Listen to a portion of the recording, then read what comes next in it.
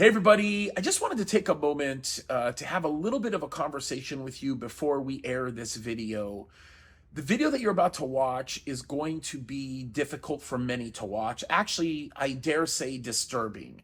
And not disturbing because of the imagery that you might see, or disturbing because of language you might hear, or even disturbing because of the content per se, but disturbing because it very aggressively deals with some major questions that are constantly being asked about Israel and what happened on October the 7th.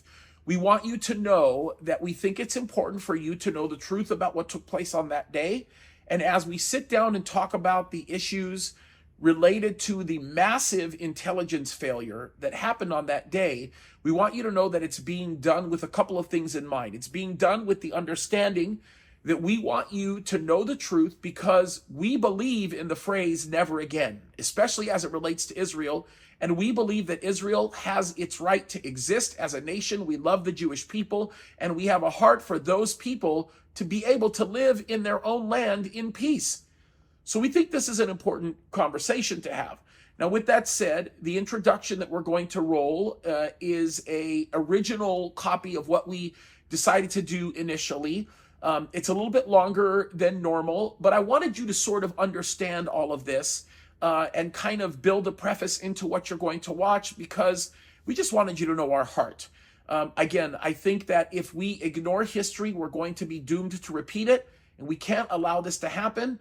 And we also know that God wins ultimately, and nobody will be able to mess with God's ancestrally chosen people. I think it's a very important statement to make here. But with that said, we're going to roll this intro. And we hope that you'll be blessed, and we hope that you'll be encouraged by what's being said. We just want you to know that our heart is for the people of Israel, even though we're going to answer a very difficult set of questions. We'll allow that intro to roll, and keep your eyes on the Lord. He's speaking clearly to us through all of this. We're definitely in the last days, and we think these are important messages for us to be taking home. God bless you guys. And with that, let's let the intro roll.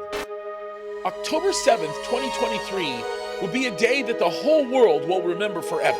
There are a tremendous amount of questions that have yet to be answered, but there can only be one truth.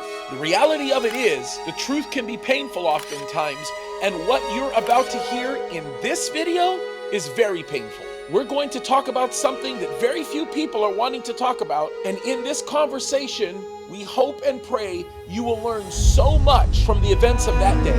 The bottom line is this: war is ugly.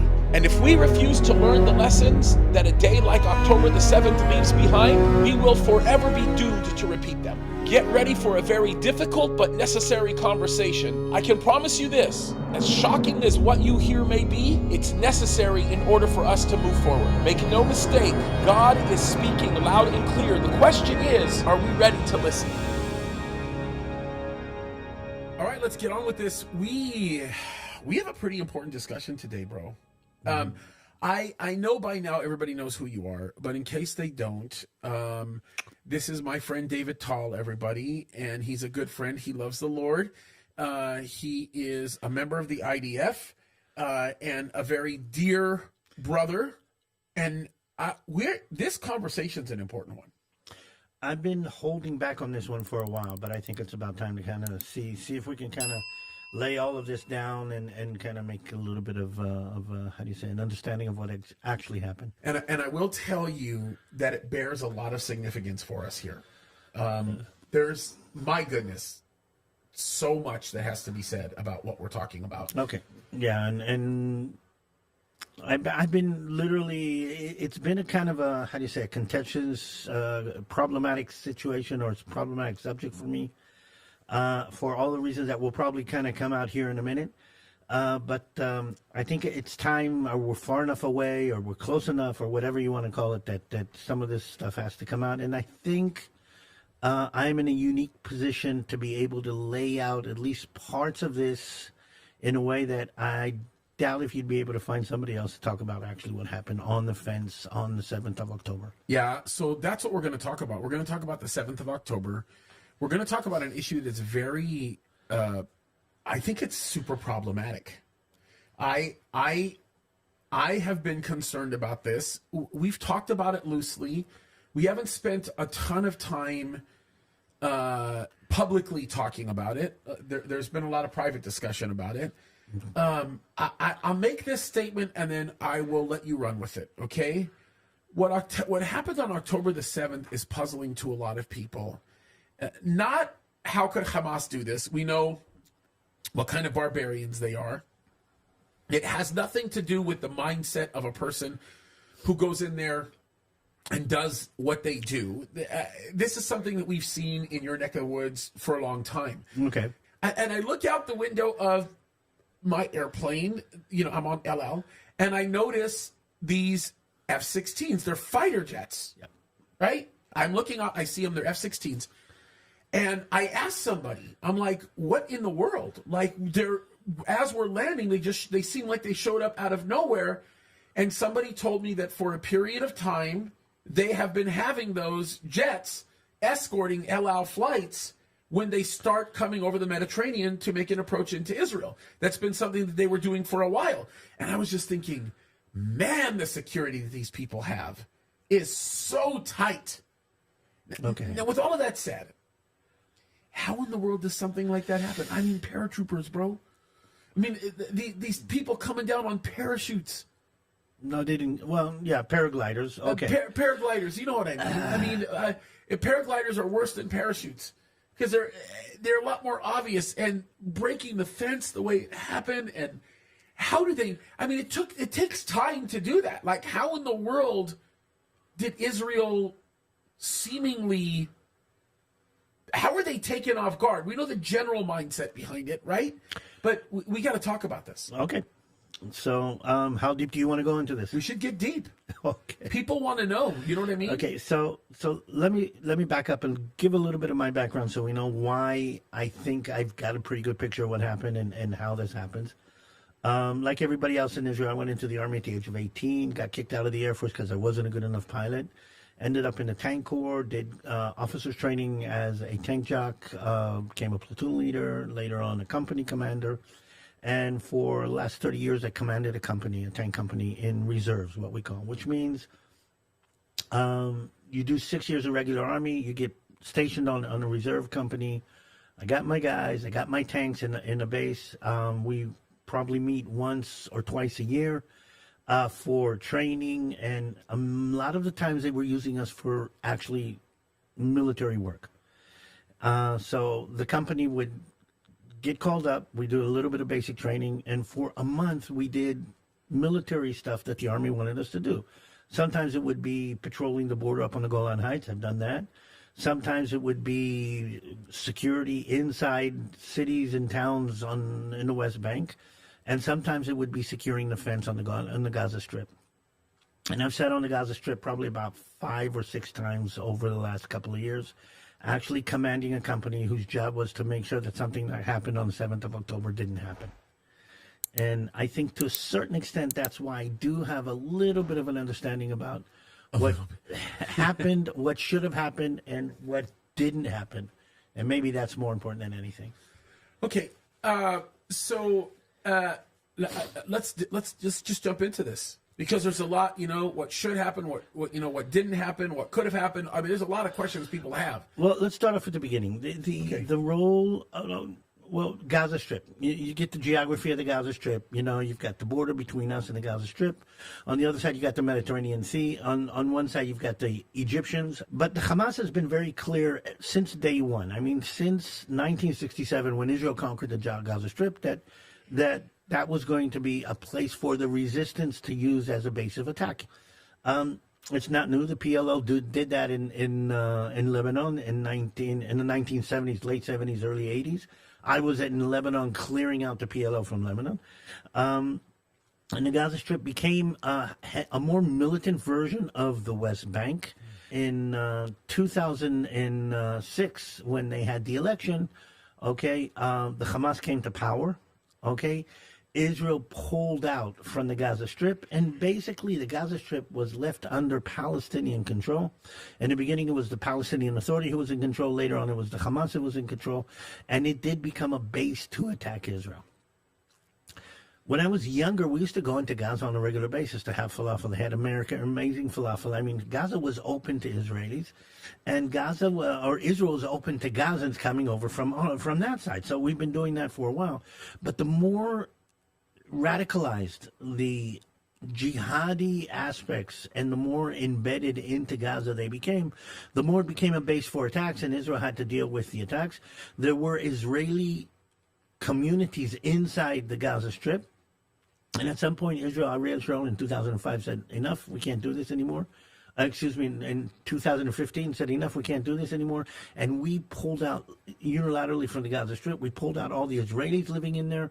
And since then, the Gaza Strip has been in Palestinian hands, but they have used it as a base for what they call resistance. And their resistance in the beginning was walking across the border between us and Gaza and going on a killing spree. I mean, we have had terrorist attacks like that from the north, from the south, from the east. I mean, that's something that they've been doing for years. And we've been dealing with that in all kinds of different ways.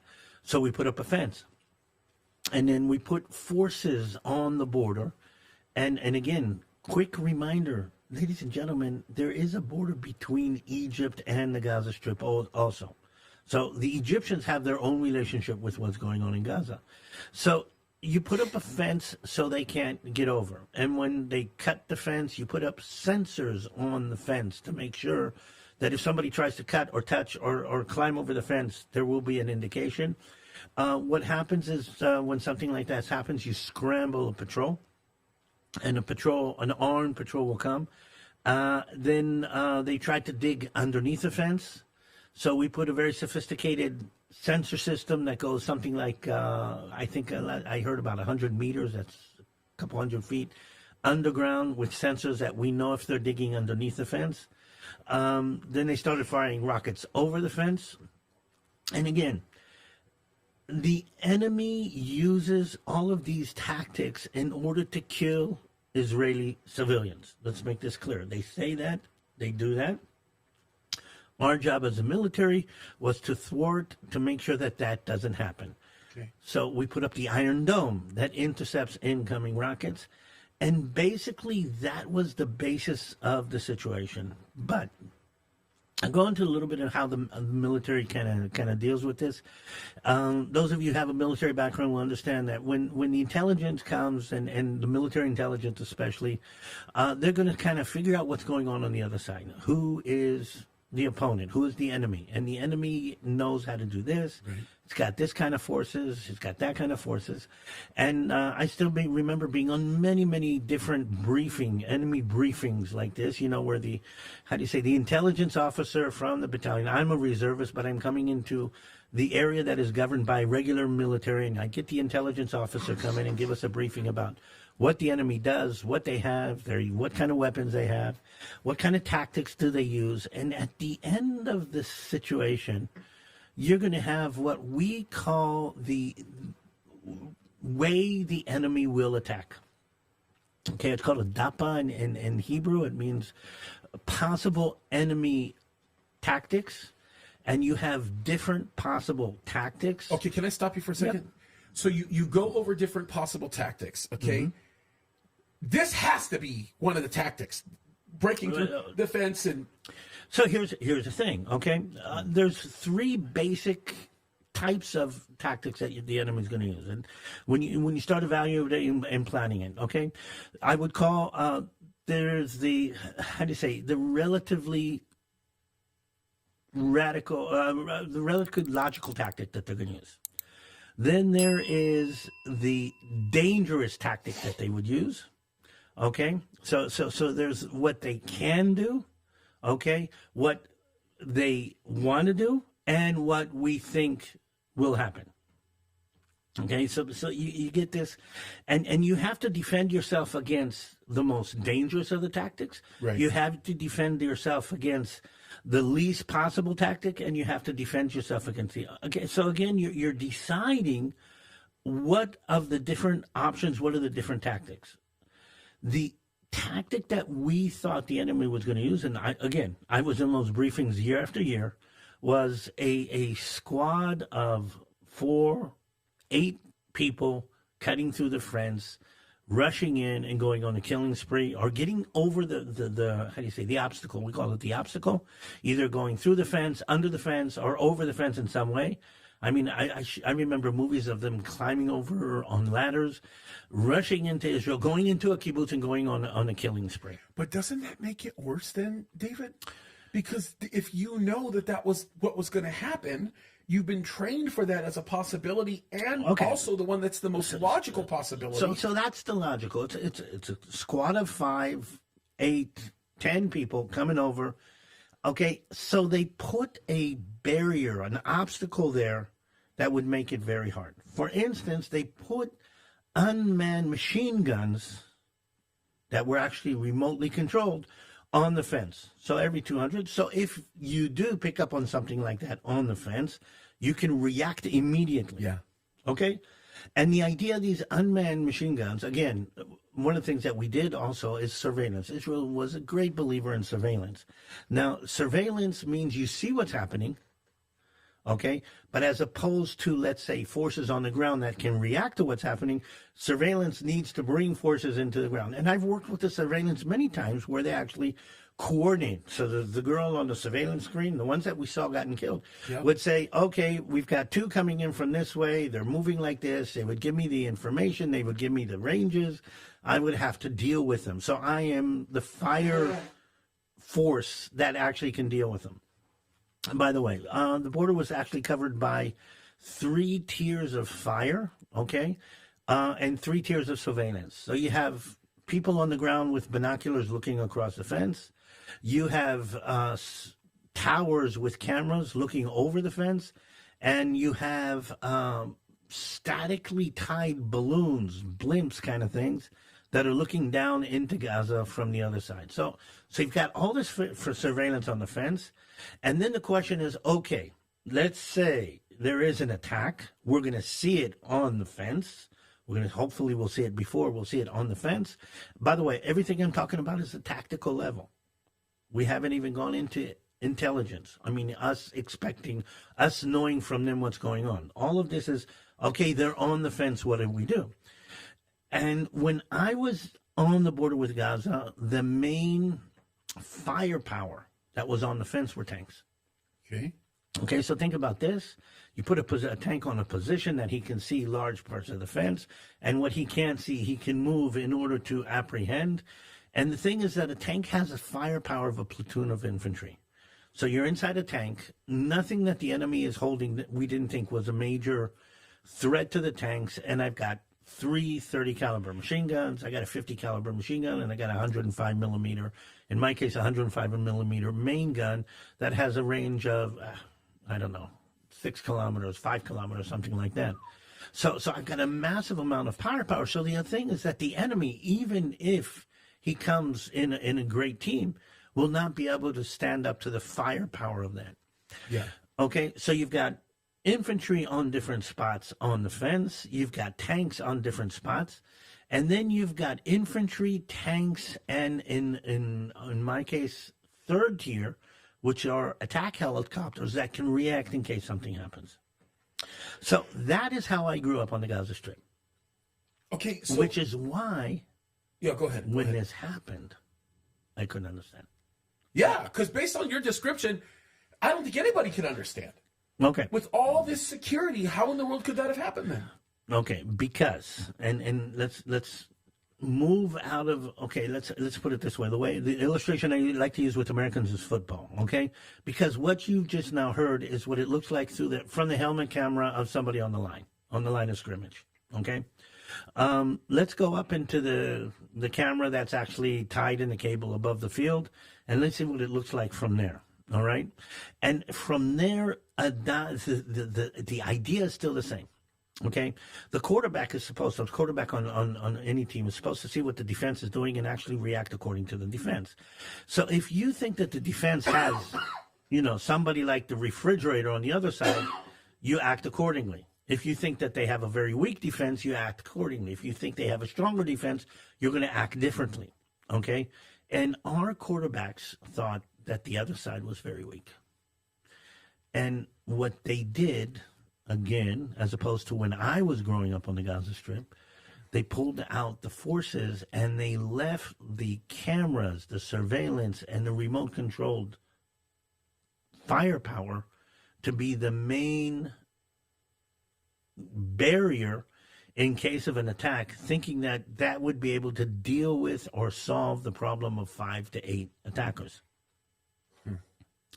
They pulled tanks out.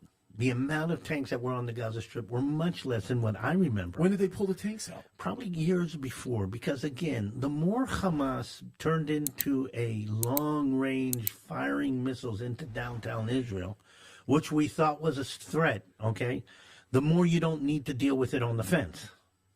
Okay? The more the Hamas, you realize, cannot tunnel underneath because we've got all these sensors, the more you don't need to deal with the fence. So we, on a strategic level, actually thought that the threat was going to be much more long range than was going to be on the fence. And if that's a situation, and you understand, holding forces on the fence like this, so the idea was, one, the fence is strong enough and we will see enough to see it's going to be able to stop. Two, they have given up on their need to kill as many Israelis as possible. And we kind of bought into that because of all different things that we can talk about if you want to go to that. And three, okay, the Iron Dome makes sure that they can't fire over. I mean, and again, we were willing to accept the amount of missiles that did make it through, and every once in a while did make it through. So the feeling in Israel was, think about, a medieval castle, where you've got a moat, and you've got the walls, and you've got the towers, and you've got the knights in shiny armor, and you don't think that any enemy is going to overcome that. And then you start saying, okay, the walls are high enough, nobody's going to get over that, so let's cut down the amount of actually armed guards on the wall. And basically that's what happened with Israel. Okay, so in essence, you guys saw, would it be safe to say that you guys saw Hamas, in your opinion, taking a turn for the better? Meaning you guys felt like Hamas was going to stop attacking as much? I mean, what happened? Let's separate between the tactical, which is what I lived in. You're talking about the tactical, right? Okay, yeah. and the strategic. Okay? Okay. Now you understand that the tactical has to be derived from the strategic. So, if the United States of America does not believe that anybody from Canada will ever attack us, then there's no need to put forces on the border between America and Canada. You following me on this one? But how, okay, how does that translate to the tactical? Because the best of the tactical oftentimes ignores what the predominant thought is about the security concern and still prepares for the contingency. So like any decision-making process, somebody's got to sit on the top and say, this is what we saw, or what I would call the dangerous option. This is what I would call the actual option, and this is what I would call the non-actual or very, very low possibility aspect that we could. Here's the thing. An all-out attack like this was on the list of possibilities, but it was a very, very low on the probability. Okay. Wow. That's why, by the way, that there was intelligence about what happened. There was feedback about what happened.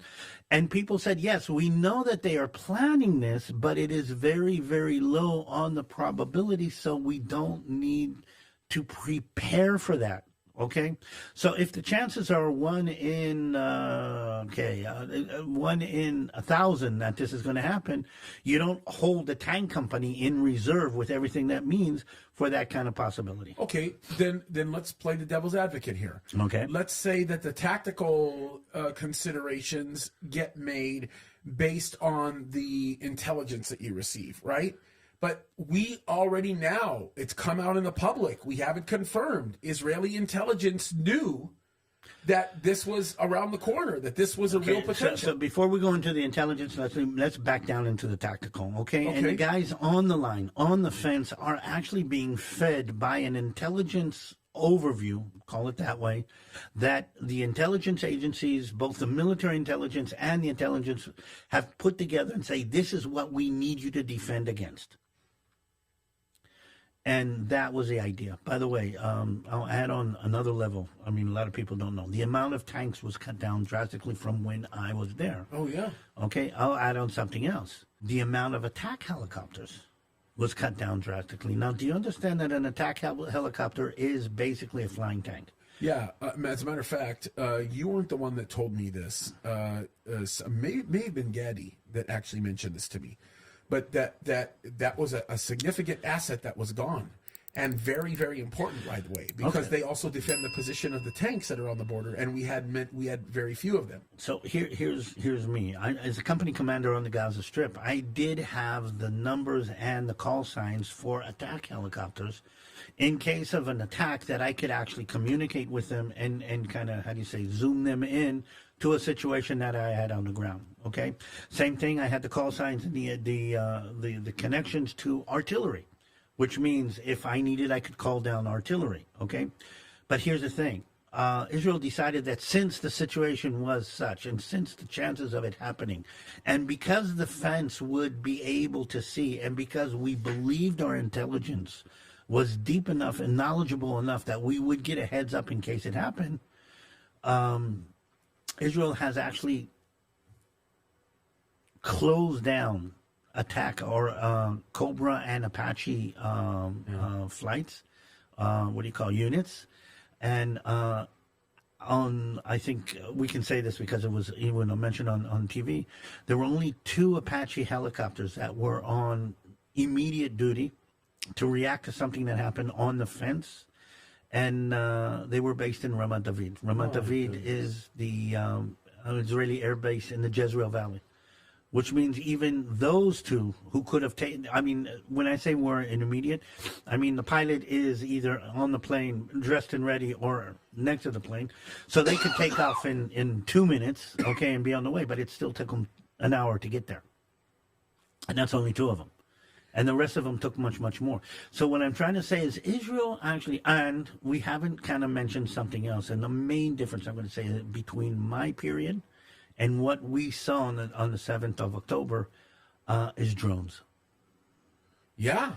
The usage of drones, okay, by Israel has replaced the stress or replaced the dynamic on forces on the ground. Meaning, what a drone does, and I'm on a tactical level. No, this is important. This is very important. What a drone does is gives you the ability to see over the next hill.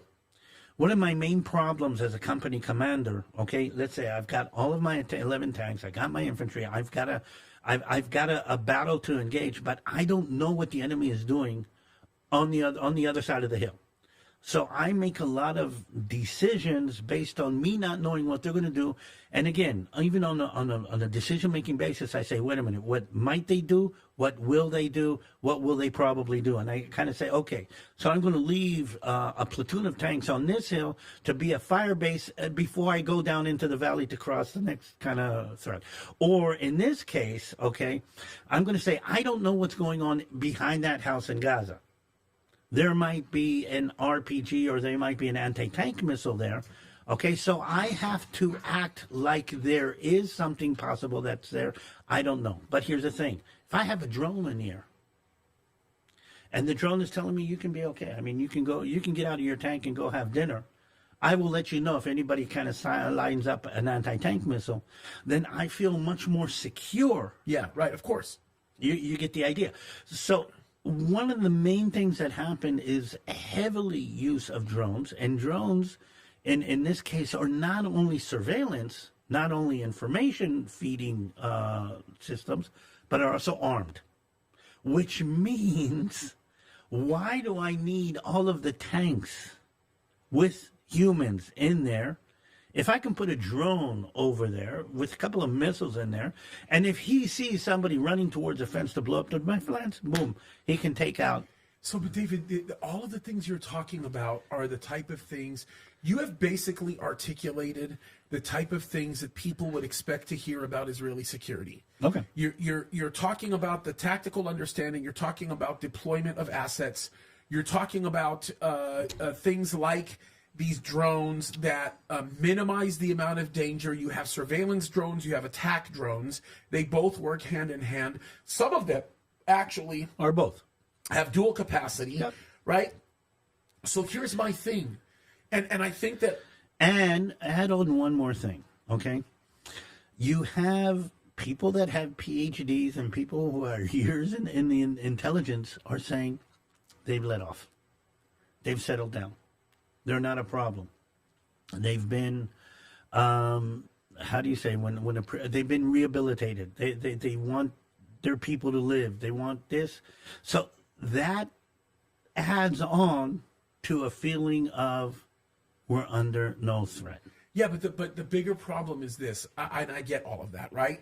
And even to make the mistake to assume that we're under no threat, which, by the way, is a terrible mistake. But let's just assume that mistake is made and it's all good and it's no big deal. The bigger issue here is it couldn't have just been a failure in a general assessment of the condition of the region. It had to have been a failure of, if not the placement of assets, the deployment of those assets. Because look, there were some Jews who were under attack for as long as 6 hours, maybe even more in some cases, before there were enforcements that showed up. Everything that we've talked about now is up to the moment of the attack. Yeah. Okay. So where do we go to the moment of attack? Because there have been some serious errors. And by the way, speaking to the issue that you're talking about, right, as far as people having general knowledge of things or whatever, let me play this for you. And by the way, I just want you to know, the translation that you're going to see here is very good. Okay. It's a very good Arabic translation. Memory is usually pretty good. Yeah, I've been impressed with many of their translations. But we're pulling this off Russian TV? Yeah, this is, but I think it's important because what this guy says is very vivid and it's kind of shocking. Okay. But take a listen to this. This is a leader in Hezbollah, right? By the way, just so that you know, this is probably being filmed in Qatar. Just so that you know. Okay. But listen to what this guy says. It's kind of shocking, but this goes along with Israel's general assessment that there's not much of a danger. Okay, here we go. أن ساعة الصفر كانت سرية للغاية. عدد محدود من قيادة حماس يعرف أقل من أصابع اليد الذين كانوا يعرفون عن العملية وتوقيتها. So, without me even looking at the translation, what he's actually saying is he's saying the number of people that knew that this attack was coming could be counted on one hand. That means they excluded Hezbollah from knowledge of this.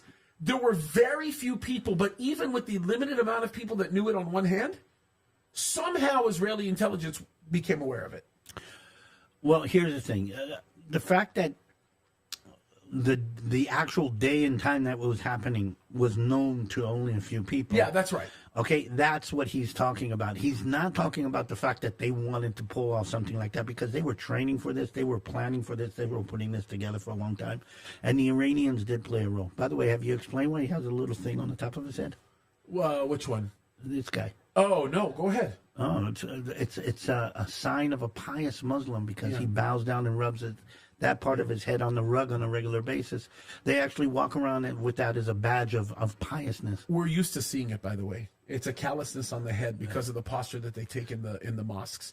And as a matter of fact, it's interesting. There's two key indicators that will tell you whether or not they're an Islamic fundamentalist. The first is their Arabic, the way that they speak, and it's very easy to tell based on the Arabic. The other way is definitely the head. It's very, and matter of fact, when you see it on a young person, it becomes especially alarming for a lot of reasons. So here's the thing. He is talking about, and again, it's not by chance this is close to 73, because 73 Israel also knew. Yeah, oh yeah. Okay?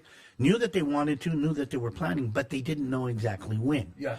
What he is talking about is the when. Okay? Yeah. But this kind of thing was put together, again, for a long time. I mean, we found out that they were actually sending people to work in the kibbutzim in order to find out where the head of the security in the kibbutz lived, in order to be the first one to attack when the time comes. I mean, they were going through this. Yep.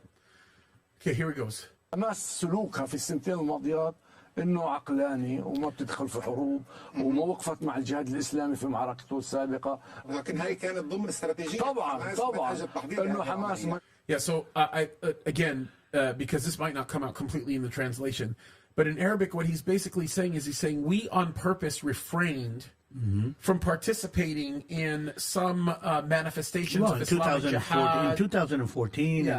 and I think in 2019 there were two rounds of attacks, and again they refrained from being this. They let the jihad do this in order to say, and I remember Israel saying, well, the fact that the Hamas is not getting in, we don't want to retaliate too much because Hamas hasn't gotten in, because we know that they could do a lot more.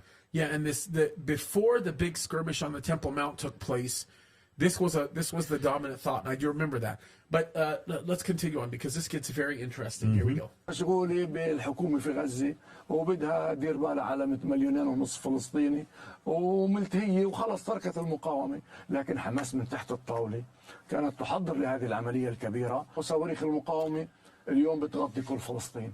وين بده ياخذنا؟ على تل ابيب؟ ما احنا من اليوم الاول قصفنا تل ابيب، بده ياخذنا على الجليل، الجبهة الشمالية انفتحت اليوم مع لبنان، يعني ليست آمن الجليل الآن للعدو الصهيوني، ونحن قادرون أن نقصف الجليل من فلسطين المحتلة. لسرية المعركة ولنجاح ساعة الصفر ما كان حد يعرف من الفصائل، وحتى الحلفاء ما كانوا يعرفوا ساعة الصفر. لكن بعد نصف ساعة. Yeah, and he made it very clear. He said, I mean, he's about to say it right now. He's saying that nobody knew about when that very first moment was going to take place, the very first moment of the attack. And he's about to tell us, well, I heard him just say it right now in Arabic. It's not translated yet on the screen, but he basically said that a half hour right before the attack is when these people who were made ready for it at any time found out to know that this was what they were going to attack. Yeah. So they only knew a half hour in advance, but they had been training about it for a long time. That means they had the tools, they had the training, they had the weapons. And again, there are movies where we see them moving towards the fence and everybody else, the minute they were mobilized, knew what was going on. Yeah, and I want to talk about this because this becomes a lot more significant of a question because the intelligence failure is a big deal. It's if you, because intelligence failure isn't just, well, you didn't know. There's many people in intelligence that knew, just like Mossad knew about what was going on with Egypt, especially in the Sinai in 73. The question is why wasn't that intelligence actionable? This is going to be interesting because look what he says here. Watch. جرى اتصال مع كافة فصائل المقاومة الفلسطينية ومع حلفائنا في حزب الله في إيران، تم تبليغهم الأتراك، تم تبليغهم، صار لقاء معهم بعد 3 ساعات، يعني 9 صباحا، وكذلك كل من اتصل بنا وضعناه بالصورة، حتى الروس أرسلوا رسالة واستفسروا كذلك، تم وضعهم بالموقف وبأهداف المعركة. Well, the funny thing is that they're not going to bring the Chinese involved in it because if they bring the Chinese involved in their knowledge of the certain matter, it will certainly complicate the matters, especially as it relates to Taiwan. And I would bet you that would be at the beckoning of Russia on behalf of the Chinese. Russia probably said, don't talk about it on behalf of the Chinese, only because Russia knows what's at stake, especially with the energy problem that they're facing. I can almost guarantee you this. So, okay, here we go. معتقلين فلسطينيين ايضا خارج اسرائيل بالدول الاوروبيه. في معتقلين في امريكا كمان بدنا اياهم طبعا. في عندنا من حماس معتقلين في امريكا ومحكومين مؤبدات كمان بدنا اياهم طبعا. By the way, when you hear a statement like this, everybody that's watching this, just understand if you think America is free from any potential of this happening, you're out of your mind. But it's again. That's not the reason. That's the excuse. Yeah, that's right. It is the excuse. You're 100% right. But here we go. طالب أمريكا أن تفرج عن أبنائنا اللي في سجونها، وأمريكا عم بتعمل تبادل، عملت مع إيران قبل مدة قريبة تبادل، ليش ما تعمل معنا تبادل؟ ما هي شريكي في هذه المعركة. And this is the problem. Look, we've talked about this with the hostages, the negotiations, ceasefiring, stopping. When you negotiate with terrorists, they are more empowered to do the things that they do. That's the reality. Or appease, by the way, just like we're appeasing the whole team right now. That's right. Same exact thing. أعلن بايدن أعلى سلطة في أمريكا أعلن وقوفه مع إسرائيل ضد حماس ضد الشعب الفلسطيني، لذلك هو شريك في العدوان، عليه أيضا أن يدفع الثمن. الإسرائيلي معروف عنه أنه بحب الحياة، إحنا بنضحي، نعتبر أنه قتلانا شهداء فأمن يعني أهم أمنية عند أي واحد فلسطيني أنه يستشهد في سبيل الله دفاعا عن أرضه. So I just want people to understand this, and he said it, and it didn't come out perfectly in the translation, but he just basically said that Americans and Israelis, especially Israelis, he really spent time focusing on Israelis, that they love life, that they value life. But Palestinians, they don't care. As a matter of fact, they would find it an honor to be buried in the name of defending Allah. And he used those exact terms. Okay. Maybe we do another one of this about what happens after, or what changed. Yeah. One of the things, though, that changed, and I think one of the things that they were surprised at, we've lost almost 550 soldiers in the war in Gaza. And they weren't anticipating They were not anticipating that. And I'm going to say this with all of the love and all the compassion. If you want to defend something that is dear to you on this kind of level, you have to be willing to give all. If you're not willing, I'm not saying you want to, and here's the difference. The difference between us and Hamas, and he sees it that way. He says, I want my son to die as a shaheed. I'm going to say, I don't want my son to die in a war with my enemy. But if that's what needs, then that's something that we will have to do. I have put my life on the line many times, not because I wanted to die, but because I believed my life was less important than the life of the women and children that I was actually standing between them and the enemy. And that's the main difference. But this is something that we will have to deal with when we go. But I think that's one of the things they were surprised at, that Israel was willing to go all out. And maybe, again, we're talking about day 74 of what's going on. But I think that is even going to impact the way the negotiation takes place, okay, between Israel and the rest of the world about what's going to happen at the end of this. Yeah, undoubtedly. Undoubtedly. And then look what he says at the end of this, because this becomes, again, it's very interesting. Look what he says. محضرين حالنا إلنا سنتين عم نحضر ومنرتب وصنعنا كتير وعندنا مصانع كل شيء عندنا من صواريخ 250 كيلو ل 160 كيلو ل 80 كيلو ل 45 كيلو ل 10 كيلو عندنا مصانع هاونات وقذائفها مصانع بسفن وقذائفها مصانع بيتن وقذائفها مصانع كلاشينكوف ورصاصته رصاصة كلاشينكوف عم نصنعها بالإذن من الروس عم نصنعها في غزة صرنا حلفائنا اليوم إحنا. So we don't have to continue on with what he says, just because it's a lot of the same thing. But he's talking about, all of these Kalashnikov weapons. He's talking about the licensing of all of these things that they use. But the bigger issue that I want to pick up on is he's saying 2 years. We've been working on this for 2 years. So let's go back to the question, right? If Israeli intelligence is as good as it is, as they say it is, and it is. Let's make it clear. They were not as good. I mean, this is a massive, massive mistake. So did they not know that this was being planned? 2 Okay, years. They didn't pick up on it for 2 years? No. Okay, so the question is the difference between knowledge and, how would I say this, and credible knowledge and knowledge, okay? You live in a neighborhood... football analogies are easy, okay? Okay, the team you're playing against, they have a very strong defense, and you're kind of figuring out that they have a defense that will be able to cut down any chance of you throwing a pass. Okay, their pass security is amazing, so you're going to change your game to a running game. Okay, and you're doing that based on what you think, the threat assessment of what the defense is. Yeah.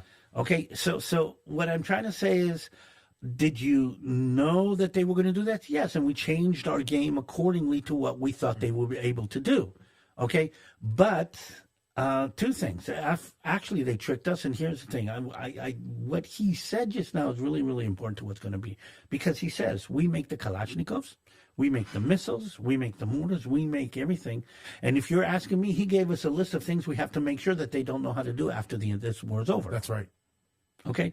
This is what Israel is saying. We cannot allow that continue. Because if they have that capability inside Gaza, it doesn't matter. Give them a year, give them 2 years, they're going to have it back on the thing. And what I think is changed is Israel has agreed. But again, to go back to your question, okay, You have to make a decision. Let's say you're at the top of the pyramid. I'm not going to go to Bibi's level. I'm going to go to the chief of staff, okay, or somebody in the high staff, and you're trying to figure out what's going on, and you're sitting in a meeting, and somebody comes and says, "We found this little booklet that has a plan for them to attack us with 2,000 people on a specific day." And you say, "Wow, this is weird. What do you think? Is this real?"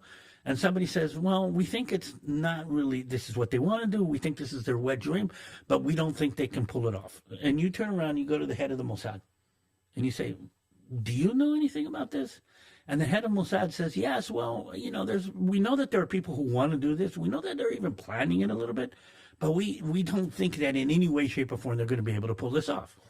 Then you turn to the head of military intelligence, and you're going to say, "Wait a minute, do they have 1,000 people trained, 1,500 people to train to this?" And the head of military intelligence, he says, "Well, we know they've been training, but we think that maybe there's a couple hundred. We don't think there's 1,000. Okay? And so even though you have the booklet with the instructions, okay, you're going to see that as something that somebody wants to do and can probably not actually pull off.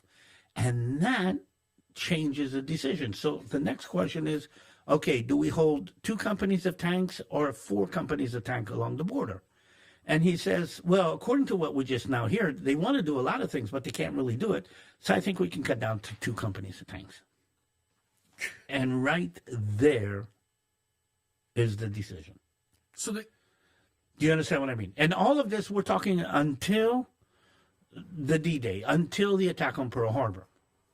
Okay, for instance, and this is really, the minute the attack on Pearl Harbor happens, everything changes. Everything changes both on the tactical level, and we can talk about tanks that were driven all the way up from Nitzana. Nitzana is about 3 hours away that they drove tanks on the road, which is unheard of. Okay, we can talk about them scrambling all of the helicopters. We can talk about guys who ran out in pajamas in order to fight the terrorists in the kibbutzim, and amazing feats of heroism on the ground after the attack takes place. But until the attack takes place, okay, there is a strategic deception. There is a tactical deception. Think about a suit of armor. And I don't know if you know, but in ancient times, okay, suits of armor were very, very expensive. It cost a lot to make a suit of armor.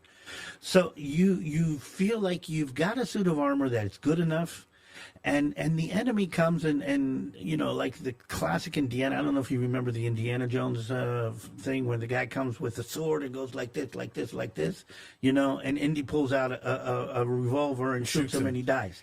So the enemy's coming with this sword. And you're saying, I got a revolver in my pocket, okay? And he kind of plays with the sword once. He plays with the sword twice. He plays with the sword 3 times. And every time you shoot him with the revolver, and at some point you say, he's going to give up. And the thing is that he's been doing this, so you don't plan the fact that he has slowly, piece by piece, manufactured his own revolver. And this time he pulls out not a revolver, well, not a sword, but he pulls out a revolver. And when that happens, you're surprised. Yeah. Look, I get that. So the big question is, in what went wrong? Because I get the idea that being surprised. But look, I could be right now in a fighter jet, an Israeli fighter jet. I could be in an F-35. Heck, forget it. I could be in an old school F-16. And I could go from the southern portion of Israel near the Sinai and go all the way to the north at the southern border of Lebanon. And I can do that in what, 20 minutes? Not even 20 minutes. I can probably do that at the speed of sound. Probably about 8 minutes. Maybe 8 minutes, right? You know that. I could come from one of the big IAF bases, which is far away from the Syrian border, and be in Syria in 5 minutes. 3 hours, 5 hours, 7 hours, 8 hours. What happened there? That's a big, that's a really big question. What do you mean, Air Force? No, I'm talking about the response of the IDF when those attacks were going on. Okay, so you've got, all right, so we understand how we got here. Yeah, Right. So Okay. basically, there was. So now- would you call it hubris? Would you call it Oh, arrogance? definitely. was Oh, no, arrogance. wait a minute. Let me make this clear, okay? You believe that you bought a suit of armor that is so big, so deep, so this, nobody can do anything. And you think that the money that you spent on it, the time and the energy, okay? And you think that the enemies, you're not afraid of anybody. I mean, you're So it was a suit arrogance. no, it's totally arrogance. I mean, here's the thing. I'm going to say this first and foremost. I mean, I'll give you the other way. The minute I heard about this, I was ashamed. Now, what does that mean? Okay? That means that the minute before I heard about this, I thought I was much better than what came out here. You, That's a fair statement. I get that, and I can understand the feeling ashamed. oh, totally. That just makes a total amount of sense. So okay, so we put that aside. So okay, we can all agree there was a lot of arrogance involved in this. The level of hubris had to have been significant. My question here now is, how then, now that we know this part of the story, how is it that it took so long? Okay. So this is until the minute before. Okay? The minute this happens, everything changes, and there's a couple of things I'm ashamed about on this level too. Okay? There were 3 tanks, but they had planned for and dealt with, and they knew how to deal with the tanks. For instance, they did cut through the fence very, very quietly, found the strategic gaps. Do you know how they took out the tanks? No, They climbed up the bank and threw hand grenades inside. really, David. And I got to say that I'm ashamed.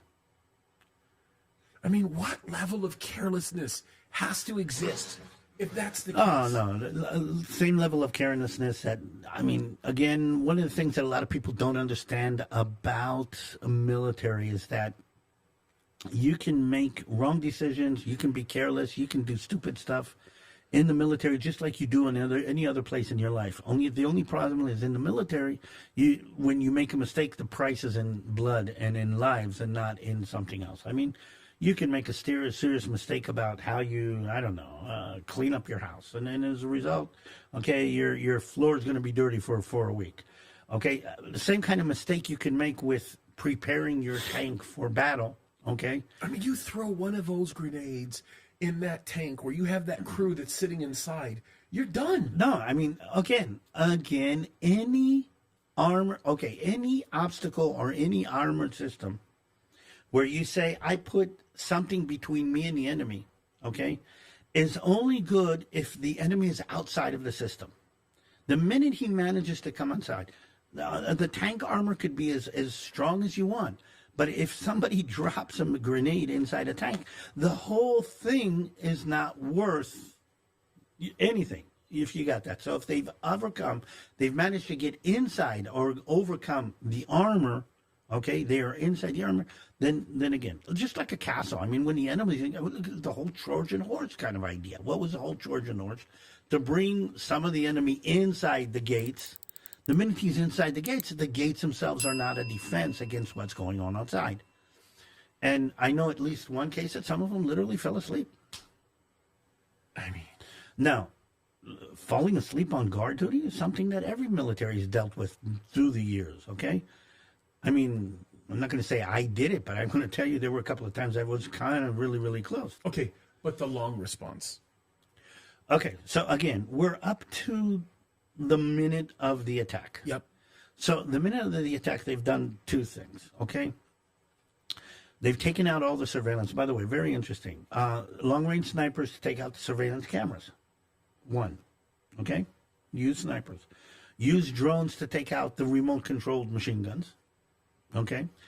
And they did attack the base that was situated next to the fence that actually had all the surveillance kind of going on. So they did attack some of the bases, and the minute you've got that, you don't see what's happening on the fence, all right? You can't react on the fence itself to what's happening. And the minute you've got that done, then I think they got something like 30 different places where they came through. They didn't come through in one place. They came through in 30 places. So now you're reacting to their attack. And now, okay, the question is, again, reaction times, reaction forces. So you've got, let's say, a reaction time. You've got a reaction squad ready to react in case something happens. So the first reaction squad reacts to something over there. But now you've got 30 different gaps in the fence. So you've got the 5-6 soldiers that are ready to go over there. Let's say you put together another reaction team or two. They're fighting. By the way, there were places where the reaction teams did stop the forces. There were places where the 2 helicopters that did come in did stop the forces. There were places that the tanks that came in from the south. By the way, one of the first things they did was take out the tanks that were on the fence. So there were tanks that came out and did save. There was a crew of tanks. We were putting girls in tanks. We brought tanks from the south, and those girls in those tanks took out something like 100 terrorists. Okay, so there were places where there were actually. The thing is that the main, difference was we thought we were going to deal with 1 squad or 2 squad of terrorists coming over the fence. I've dealt with terrorists coming over the fence, but we were dealing with 1,500, and that is, I think, more than anything, the huge grinding gap on so many different levels, both on a tactical level. Okay, you're dealing with 1,500 people with RPGs and machine guns.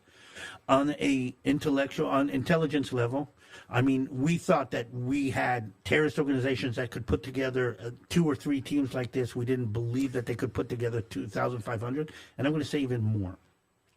This is on I'm going to say, for lack of a better word, a philosophical or a spiritual or a national level where we didn't think the enemy hated us enough to be able to pull together 2,000 people that were willing to do this. Well, I mean, okay, so I'll give you an example of this, right? Because it's kind of an important picture to be able to draw. Me and you were in a kibbutz. I believe it's the one near the Galilee. Is the one that we were in.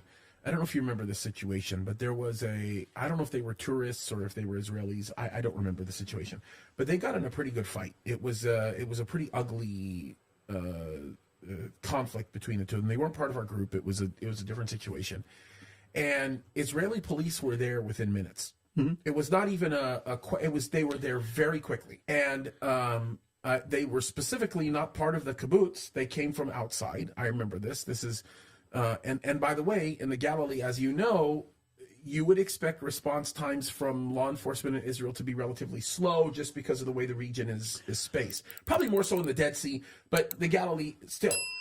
But they were there quickly, David. They were there within 20 minutes. So again, let's think. This is holiday. This is Saturday. You have law enforcement. And it is Yom Kippur. I get it. Okay, so you send, it's not, it was Simchat Torah, but you send a police car to the first thing that happened, and they were killed because they were coming expecting, a terrorist, and there were 25 terrorists. And I mean, the police were killed a lot of law enforcement. Another thing that they did is they attacked the police station, the main police station in Sderot. I don't know if you know, there was a fierce battle because the police station in Sderot was built by the British in the 1930s as a fortress.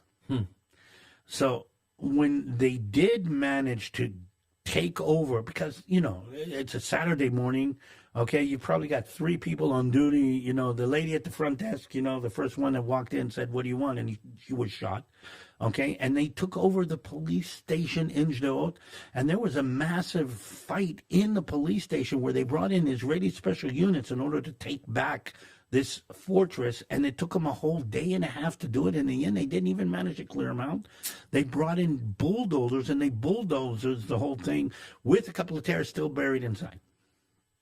No, they knew what they were doing. Again, this was done in a very, this is why we think there was more planning that was put into what the enemy was doing. But again, even me saying that, to a certain extent, this is underestimating my enemy.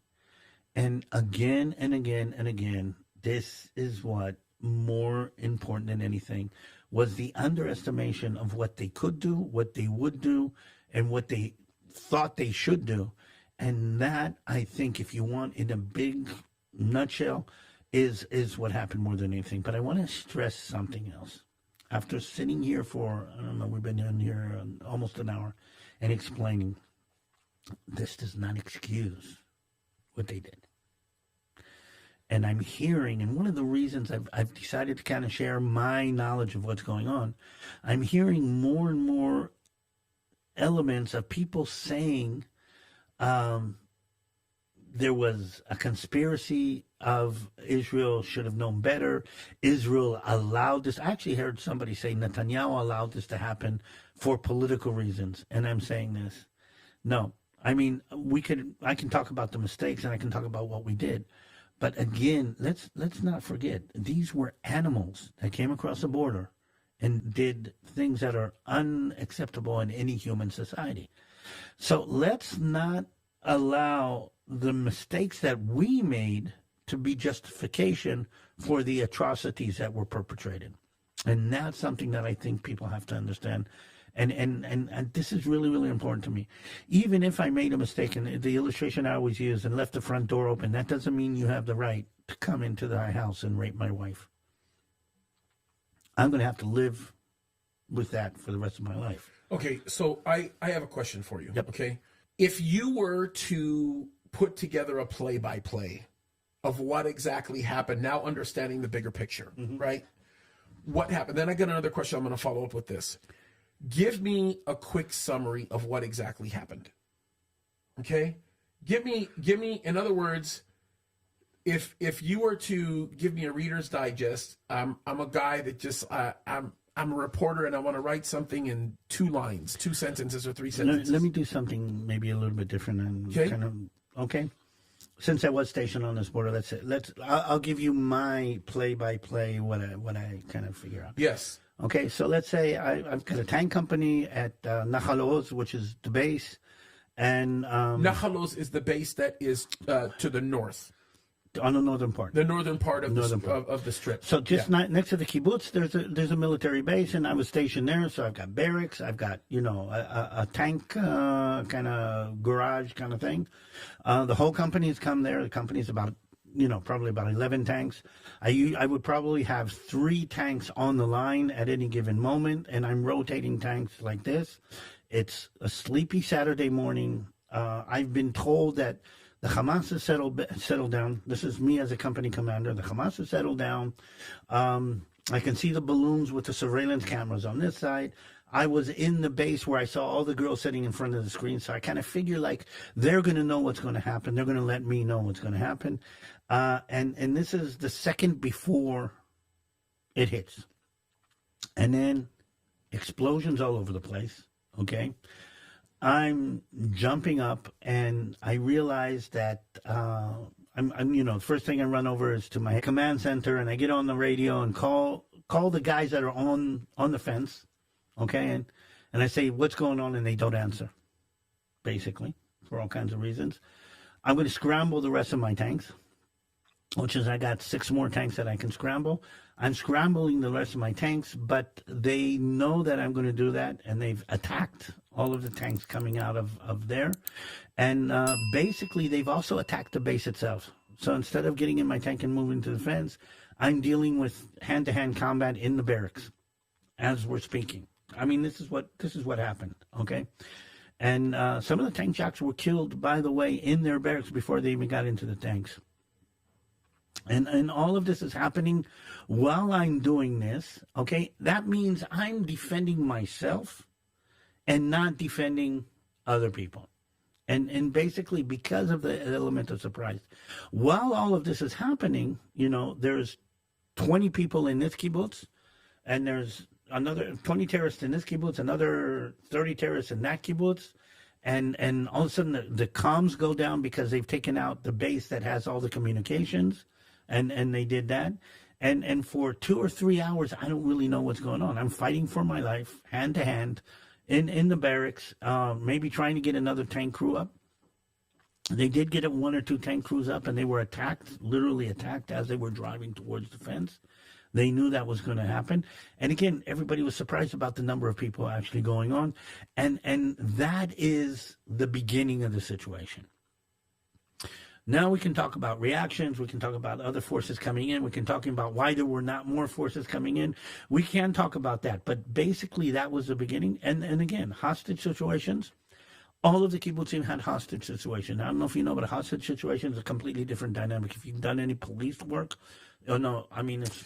Oh, yeah. Listen, as a chaplain, I used to be involved in negotiation. So think about that. Besides the killing spree and all the kibbutzim, when the forces did get to the kibbutz Be'eri, by the way, for instance, they had a hostage situation with 50 people inside the dining room of the kibbutz, meaning the terrorists went through everybody that they didn't kill. They pulled them into the dining room, and there was a hostage situation, literally. I mean, I know somebody who was killed in the dining room of the kibbutz because when the reaction forces did get there, they had to deal with hostage situation. Okay, can I ask you this question? What we were told, and this is actually what you were thinking when you were in Israel. This was your thought. I was there when it was happening live. I was in Texas. You were in Israel. You were texting me. The initial thought was, these are just rocket attacks. Yeah. Okay. So, and then we didn't realize it was more than that for like, it took maybe, because the rocket attacks happened, maybe an hour before the actual... No. They were happening at the same time. At the same time. All of this happened at the same time. So when it happened... the thing is, I'm living in Modi'in. I see rockets. I don't know what's going on in the ground in Be'eri. Yeah. Okay. So I would assume that when the rockets are going off, then everybody would be on high alert, right? Wouldn't that cause everybody? No, everybody's going on. But at that point, it's too late. That's the point. Exactly. It becomes a diversion. It's too late, and it's. So okay, I'm going to say, if you're in Be'eri, you hear the AK-47s in Be'eri. You hear the explosions. But if you're 2 miles from Be'eri, what you see is the rockets. Yeah, so you don't know that that's coming. Okay, and again, so everybody in the area, rockets are going into the secure rooms. Okay, everybody's going into the secure rooms. So again, we need to understand what happened leading up to the minute before. There is this tactical level of what happened there, okay? And there's the strategic level of what's happening now. By the way, just make this clear. The fighting in Gaza isn't going very easy. I've talked to some of the guys in there. It's hand-to-hand, up close, and very personal. Yeah, I hear it's very ugly. It's very personal. And the enemy is using every tactic, including, by the way, they did try to trick Israelis into thinking that they were hostages that had gotten free. I know, yeah. And they were using that as a trick. So when the hostages did get free, they were shot by the Israeli forces. Yeah. And again, the tactics that the enemy is using are very, very, very, very ugly. I don't know if you know, but they published a movie of the 3 guys that got killed. I didn't see that. And they published a movie of them alive yesterday. And, they say, you killed your own people. I mean, again, terror tactics in the worst possible form. And again, they're using everything against us. I mean, I think Israel was accused yesterday. Somebody, I think the Pope actually accused Israel of a sniper killing 2 women in a compound. The Pope is an anti-Semitic devil. No, but here's the thing. He says that, and people believe that. So the world is still believing what's going on, though I think things have settled down. Okay? But one of the things I need people to understand, one of the reasons I've come to do this, Israel has changed. And the mindset in Israel has changed. You say Israel has changed, the mindset in Israel has changed. If an attack like this happened tomorrow, would it have any success? No. Okay. The Hezbollah, by the way, was, we know, planning and that's where I'm going. That's where I'm going. The Hezbollah was planning something like that already a while ago. And by the way, I do believe, maybe I'm wrong, but I do believe that if this had happened on the northern border and not on the southern border, we were much more prepared for it. Meaning we knew that the Hezbollah was planning this. We had taken, I've been stationed on the northern border, and the way you deal with that on the northern border is completely different. Yeah. So there would have probably been more tanks on the border. Probably because of the lack of population on the northern border. Is that my understanding? No, because the underlying feeling, again, let's go back, that the enemy was more capable. They is more capable on the northern border. Yeah, they are. They are more capable. 100%. So we would have been better defended for something like that happening on the northern border. Again, it's the Monty Python thing about the Black Knight. I don't know if you remember. So we would be more defensive or more ready. And again, we're more ready on the northern border, which again, maybe we need to talk about the future. But what has changed is two things. First of all, we realize that we kind of dropped the ball, and we're going to be much more secure about that. If you'd have told me that Israel was going to go into a war where 500 of our young men, women, and children would die in a battle, that would be inconceivable. I mean, let's say the Prime Minister of Israel said, we need to go to war against Hezbollah, and as a result of that, 500 young men will die, but we will have quiet on the northern border forever and ever. No government in Israel could have pulled that. No, the people in Israel. But we've gone to a war and 500 people have died in the war, in the battle. Okay? That's 500 soldiers. Our willingness to pay in blood for our security has risen much more than it was before we realized what kind of neighborhood. And I think that's something that the enemy didn't take in consideration, and I did not take in consideration before, which might tie into the hostage situation and might tie into what's going to happen now in the future. We're going to have to see what's going to happen with that. That's heavy.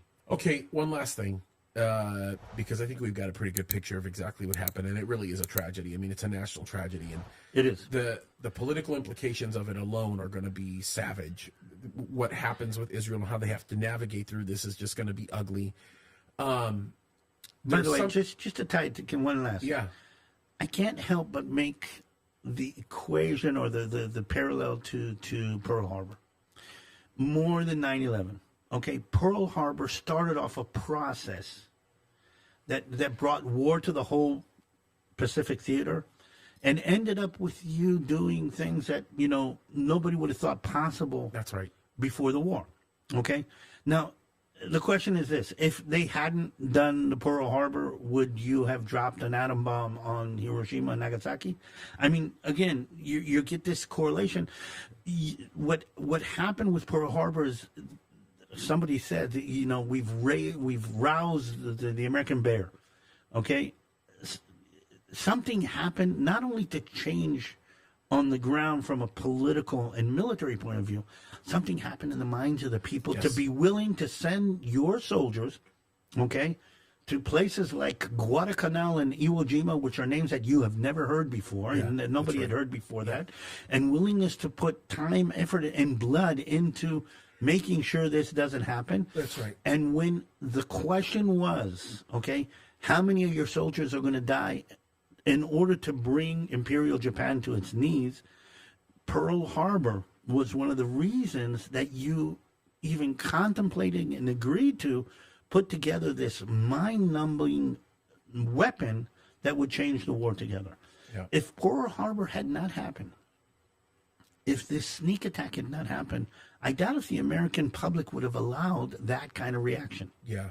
No, I would wholeheartedly agree with it. And there's still to this day lots of people that say, well, that's why Pearl Harbor was allowed to have happened, because the United States needed justification to get into the war. And there's a lot of discussion like that with Netanyahu too. People are saying that he allowed this to happen, we both know for sure that there's a lot of this that's just not credible, right? But I can't help but to draw another parallel between Israel and the United States. And this one is a lot more significant for us, a lot more damaging. Israel's lack of defense was created by the oversight of one specific area. It was not created by a lack of willingness to protect their own border, and it certainly was not created by a lack of political capital to do so. Okay. United States of America is avidly seeking, especially under this administration, to keep our border as insecure as possible. And we know for a fact that of the millions of people that have come across the border, we know for a fact that at least 300,000 of those are of Middle Eastern descent. Military-aged men, by the way, coming in. And we are almost certain that anywhere from 15 to 30,000 of them have ties to active terrorism in one way or another. And they're not at our border. They're not waiting to get inside. They're here. They're already inside. So the parallel that concerns me perhaps the greatest is the fact that you had one nation that deeply cares about the security of their borders, understanding that the people on the other side of their borders are deadly, right? Where we don't care about the security of our borders, even though we understand that people on the other side of our borders are deadly. Not nearly as deadly as the Islamic fundamentalism that teaches them to hate Jews is, but it is undoubtedly a major problem. And we just saw the interview, right? Where this guy is talking about the fact that he is required to go after. He's justified. The blood of the Americans. Well, there's maybe two things I want to say about this, and let's start off at the beginning. One of the things that Israel has realized on a very profound level is that there is an enemy, that the enemy is evil, and the enemy hasn't gone away. What we also have realized that no matter how big the fence, the border, this, if you're not willing to defend it with your blood, it's not defensible. That's right. And I think those are the two profound lessons. And if there's anything I want the United States of America and others to understand, and I'm going on a higher level here, I'm going to even go at this from a spiritual level, that if you accept and appease and compromise with evil, even if you believe that you're safe inside your castle, inside your borders, inside your church, I'm going to say that, evil will make its way if you're not actively fighting evil. And I think that is a lesson that the world needs to learn. Yeah, I'll have you react to a portion of a video that that we made that was from the interview that I did with the brother of the Prime Minister of Israel, Ido Netanyahu. My opinion, I think Ido might be one of the smartest guys in the country. The guy is just an avid critical thinker. It's funny. He got his medical degree and he went into medicine as a physician simply to just support his livelihood, but started writing because he says that being a physician wasn't intellectually stimulating enough for him. Okay, so this just shows you the brilliance. I'm gonna show you a portion of this video, and we haven't even aired it yet. We haven't even played a portion of this video to people. But so this interview will be the first exposure of it. But look at what he says concerning this issue. Watch this. The ferociousness of the Hamas attack on Israel, what they did should be an eye-opener for Americans and for people in the West. This is what will happen to you, and even worse things will happen to you. Had they been able to overwhelm Israel, they would have slaughtered and killed every man, woman, and child in Israel. If Iran tells you they want us to die, I think we should believe them. I believe that nations like Saudi Arabia want very badly for Israel to defeat Hamas, because of the fact that they have felt abandoned by the United States of America with respect to the current regime's policies. They are concerned with the ideals of the Islamic Brotherhood, Hamas, and what their charter says about nations that continue to normalize or make peace with Israel. Because they all understand the problem of Iran, they feel like they're on their own now. Okay, so yes, we realize that when they say they want to kill us, we should take this seriously. Now, here's the thing. This is a lesson that we as a Jewish people should have known from our history. And you've heard me say this on the bus many times, that when people say they want to kill us and then they buy the tools to do that, we should take that seriously. Yeah, we should listen. We didn't listen. Okay, or let's put it this way. We thought that they were smaller, softer, weaker, less capable, less driven than they actually were. And I'm going to say this. Your enemies in the United States are stronger, more capable, more driven, and more willing to die for what they believe in than we ever will be. Than you are. Yep. We are not the nation of our founding fathers. And that's going to be your weakness. Yeah. I think there's a serious call here. I want to go back to a real personal moment as we close up, because we're way over our time. But this has been a really good conversation. I think it's been really important for us to have.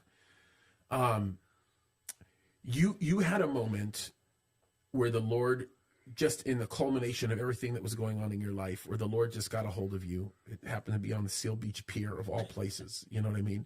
You live and are from the holiest country in the world, and in reality, you are ancestrally one of God's chosen people at this moment, and you have a moment that wakes you up spiritually, on the pier. Now, without getting into the details there, because I can tell you this.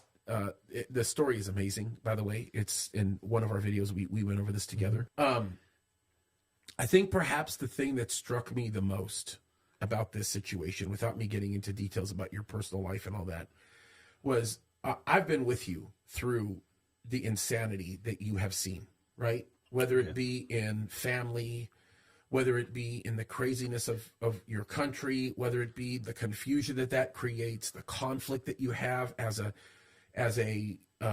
tour guide who's probably one of the most sought after in the country. And what comes with that is you guiding all kinds of Christian groups, some of which display real hypocrisy, you know. You know, you spent virtually your whole childhood into your adulthood, you know, young adulthood, being persecuted by Christians because of a certain hatred for Jews, very, very demonically inspired. And the culmination of it all always goes to hardening a heart. Now, I remember this. We had a conversation about 3 years ago, maybe not even that. It was maybe 2 years ago where, about maybe 2.5 years ago, where we take off and we go over to this burger stand that's real close by. We sit down, we have lunch together. And I'm like, David, what is holding you back? Like, what's going on? And you're like, James, do you really want me to get into the things that I'm about to tell you? Because I'm going to tell you this right now. They're going to make you mad. And they make everybody mad that I ask this. I go, David, how long have we been friends? You know me better than that. We can go toe to toe. Tell me anything you want. I'm not going to get mad, right? And, I mean, people watching this thought we were both mad at each other because we're from the Middle East. You know, we're loud and all of that. But the one thing that I remember thinking in my heart was this. This was the thought that I had in my heart. I said, there's going to come a point in time in David's life where God is going to flip a switch. And whatever that switch is, he's going to become more real to him than he's ever been in his life. And that's what it's going to take. Because David's one of the smarter guys that I know, literally, probably top 5. You're a super critical thinker, and you're not scared to hit back. Okay. If you disagree. And so that's not an easily won over person. And I thank God, because I'll tell you what part of me was wrong about this issue with you. I was scared that what it was going to take was the death of a child or some crazy intense situation that just so threw you off your guard that it forced you to go in a position that, you know, you could have gone into much easier, right? That didn't happen by God's grace. God used something so spectacular, and the story about that is just awesome, right? But I fear that for people to come to a better sense of what is right and what is wrong, and to be drawn back into their relationship with the true and living God, especially in this country, it's going to have to be a Babylon situation.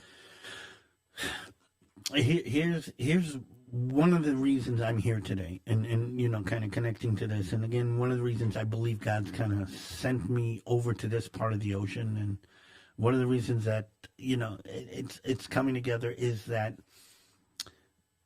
there are going to be people who are not going to be convinced no matter what. No, you're right.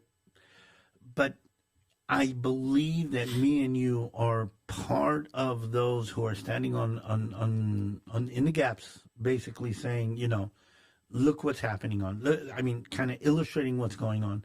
Hopefully, okay, we are making a difference in the minds and the hearts and the souls of those who are willing and capable of hearing us and understanding. Yeah. One of the reasons I did what I did here today is I want people to actually visualize what happened on the 7th of October, to understand how and why it happened to a certain extent on a more kind of personal level. But I'm going to say this. One of the lessons that I've taken from this, there is evil. Evil cannot be compromised with or appeased, okay? And if if that's true on a military, strategic, national level, that's also true on a personal level. And that is, I think, the most important lesson. And that is the main reason that I think it's important for us to be able to put this out and kind of and show people. Because, again, I mean, just take in a nutshell, what's happening with the Houthis in the south, that is slowly becoming much more of a deeper and harder problem, is because more and more people are willing to appease and compromise with the evil of what's going on. Yeah. Well, you're right. And the effects of what happens with the Red Sea is a lot more far-reaching, believe it or not, in the immediate, not in the long term, but in the immediate, than the far-reaching implications of what we see happening right now in Israel. By the way, the far-reaching implications of what's happening in Israel right now may not be immediate, but they will be the most devastating, internationally speaking, right? Yes. The Red Sea situation is exceptionally brutal and can have immediate effects on the way people are living their lives on a day-to-day basis. I think the summary of this whole conversation, and it's been a really good conversation, centers around the idea that as hopeless as all of this sounds, and as difficult as this is, and with all the complexities that we've laid out, the question is, what do we do now? How do we get involved? How do we deal with this? And I would say, first and foremost, that we have an obligation to be talking about this stuff and to look at this stuff objectively. I get that. And I think more than ever, we need to stand firm on these issues and explain to people just how serious they are. And I think, see if I can tie this together. When somebody has something terrible happen to them, a victim of a terrible crime, or a victim of a terrible event, many times you're going to hear the survivors or the ones who came through this saying, oh, okay, they come and they share the whole story, how terrible it was, what happened. And you ask them, why are you sharing this? I mean, you've gone through it, you've lived through it. I mean, why are you kind of sitting here on TV? Classic example, women who have been abused, why are you fighting for this? And they would say, in order for this not to happen again to somebody else. If there's anything in human experience that I think is worthwhile, is that we learn the lessons and we share them. That's what we do by communication, in order for other people not to have to learn the same lessons. Yeah. Okay? I'm here to share the lesson of my people. I think God has given me this voice, to be the voice of my people, to share the tragic events and the tragic story of my people, in order for that not to happen to others. Yeah. And I think there is something in that. Give me a minute. I'm going to find a corner. I don't know. Lately, me and my wife have been reading Proverbs, every day. I don't know. There are other people who probably do this. And there is a kind of one of the things in Proverbs, I'm going to paraphrase this, is that a wise man knows where the houses of the evil men are. Yeah, that's very good. Yep. Okay. Yeah. And Proverbs, and God has been saying this, and it's, I think, to a certain extent, my job right now to say we thought we were wise, but we weren't paying attention where the houses of the evil were. And I think this is really important, that we kind of connect all of this in this kind of dynamic. So I think God's going to overthrow the wicked. And again, let's go back to the beginning of this whole story. I know who's going to win in the end. Yeah. But please don't make our mistakes. The significance of this situation right now that we're looking at right now is so critical. It's so critical. We are in a situation right now that is very, very real. And if we don't realign our hearts with God's heart, if we don't learn to hate the things he hates and loves the things he loves, we're in trouble. Yeah. We're in big trouble. David, any final words before we wrap it up? This has been such a great interview, bro. I think so many people are going to learn so much from what you had to say, and I think this is going to be one of the better videos. I would beg you guys to send this video out to people. Please like and subscribe David's YouTube channel. We'll put it in the description here. It's growing, which is a blessing. two things I want to do. Yeah. First thing is I want to wiggle this a little bit, and you can hear the sound. Yeah. And I'm going to say this. We both are wearing it. Besides all the rest, there are still hostages inside Gaza in the most horrific kind of condition you can think. And maybe we'll talk about what, in the future, talk about what's happening now and what's going to happen in the future. But the hostages are a major issue, and it's if you take it off the History Channel, documentary channel, news channel, and put it on the personal, family channel, I don't know how the world is quiet about what's happening there. So these dog tags basically say that there are still hostages in there, and they have to be released. And please remember that in your prayers and your thoughts and in the whole dynamic of what's going on with that. By the way, I've got a whole load of these, so if anybody wants to buy one, contact me through the Balagan Connection or through Gijón Springs, and I can kind of bring in a couple more of those. But what I'm trying to say is it's not over. And on a very personal level, pray for the hostages, pray for their release, pray for the people who have to make the decisions right now about what to do and what not. Yep. And I think that let's not forget that this is still an ongoing situation. David, how much are those for people that are interested? Let me double check, but I don't know. How many of them do you have? 30. Okay, so we'll buy all of them from you. Okay. Okay, whatever price you have, we'll buy them all from you. And then anybody that wants them, you can contact us. If you can afford it, great. We're gonna. The way I'll do it is any donation of any type that you want to make to the church, we'll give it to you. If you don't have the money, no problem. We have a rich father. We'll give it to you. I think Just the message that it communicates. Make sure you wear they're it. still in there. Yeah, as long as you wear it, but we'll buy all of them from you. Just let us know and Okay. set a nice high price so we can support you. I'm serious. All right, guys, we love you. Keep fighting the good fight. Get the word of this one out to everybody. It's an important one. All right? Love you guys. God bless See you soon.